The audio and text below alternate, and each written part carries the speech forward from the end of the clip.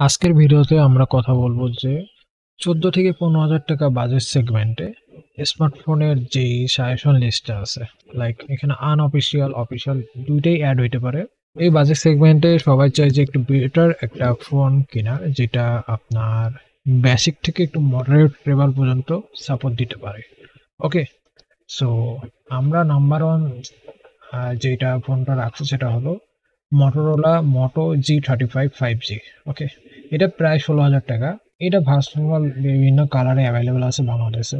আর এখানে কিছু ভ্যারিয়েন্ট আছে। 4 128 জিবির প্রাইসই 16,000 টাকা, যেটা লেটেস্ট অনলাইন প্রাইস। পরবর্তীতে আপনারা এটা লোকাল মার্কেটে খুঁজে দেখতে পারেন যে কেমন প্রাইসে পান। এখানে 8 128 জিবি অ্যান্ড 8 256 জিবি ভ্যারিয়েন্টও আছে, যেটা আপাতত এই ওয়েবসাইটে স্টক আউট। সো মার্কেট আপনারা চেক করে নিতে পারেন। সো আমি 16,000 টাকায় এই 4 128 জিবি সাজেস্ট করতেছি।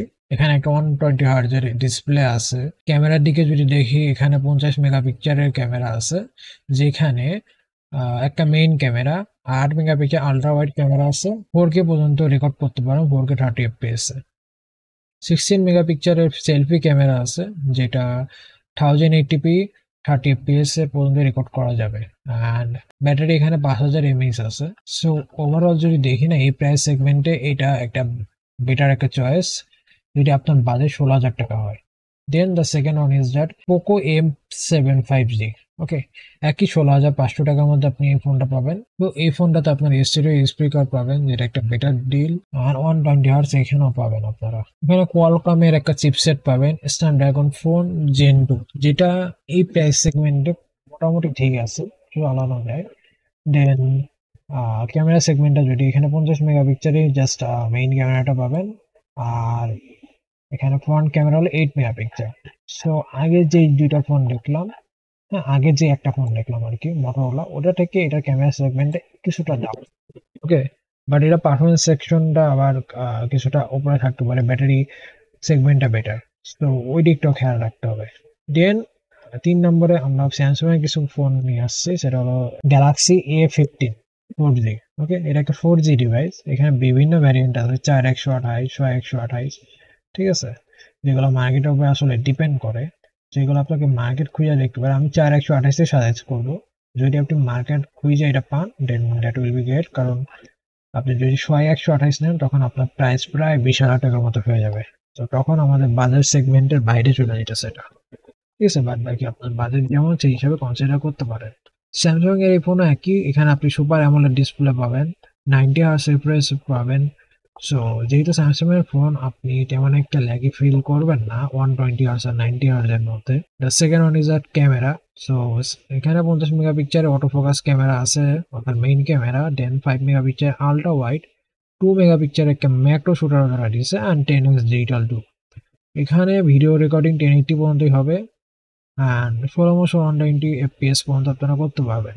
সো এদের ক্যামেরা সেকশনটা স্যামসাং এর একটু অন্য টাইপের, বাট এটা স্যামসাং এর সাথে যদি কম্পেয়ার করেন, অবশ্যই এই প্রাইস পয়েন্টে বেটার। আপনি যদি 4 128 জিবি ভ্যারিয়েন্টটা পাইতে পারেন, ঠিক আছে। দেন 13 মেগাপিক্সেল ওয়াইড ক্যামেরা, অ্যান্ড এখানে মিডিয়াটেকের হিলিও G99 চিপসেটটা ইউজ করছে। দেন সেকেন্ডলি, আপনি যদি এটা না পান, আপনি স্যামসাং গ্যালাক্সি F06 5G টা নিতে পারেন।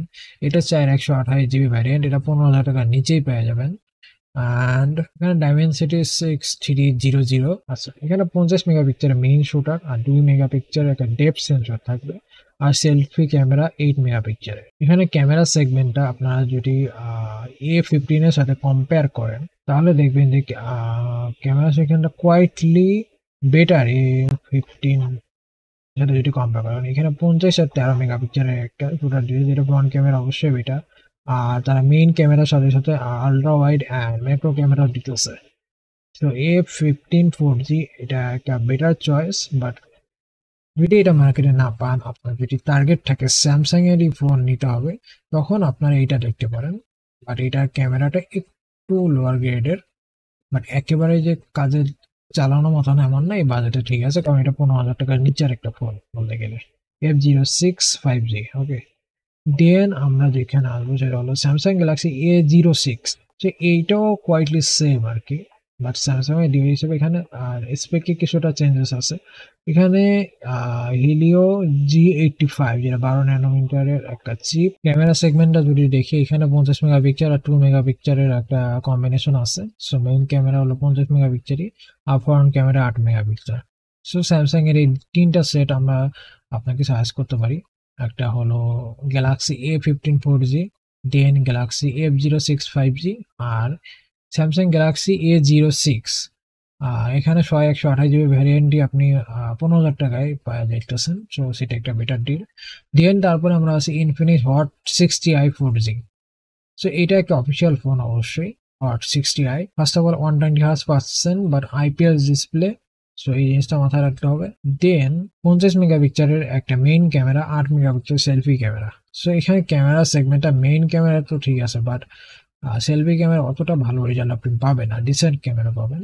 দেখা যাচ্ছে যে এখন এর থেকেও কম বাজেটে আপনার সেলফি ক্যামেরা অনেক ক্ষেত্রে 16 মেগাপিক্সেল দিতেছে, ঠিক আছে, যেটা আমরা এর আগে ভিডিওতে দেখছি। তো এটা বাজেট সেগমেন্ট হিসেবে আপনারা চুজ করতে পারেন। যদি আপনার বাজেট 13.5 থাকে তাহলে আপনি এটা চুজ করতে পারেন।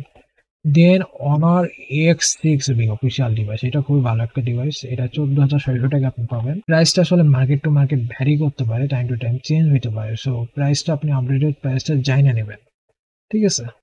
মিডিয়াটেকে হিলিও G36 চিপসেট ইউজ করা হয়েছে, যেটা একটা ডিসেন্ট চিপসেট বলা যায়। দেন 50 মেগাপিক্সেল একটা মেইন ক্যামেরা ইউজ করা হয়েছে। দেন আদার্স যেসব ক্যামেরাগুলো থাকে এগুলো তেমন একটা কাজের না, যেমন 2 মেগাপিক্সেলের depth sensor etcetera etcetera, and 5 megapixel selfie camera.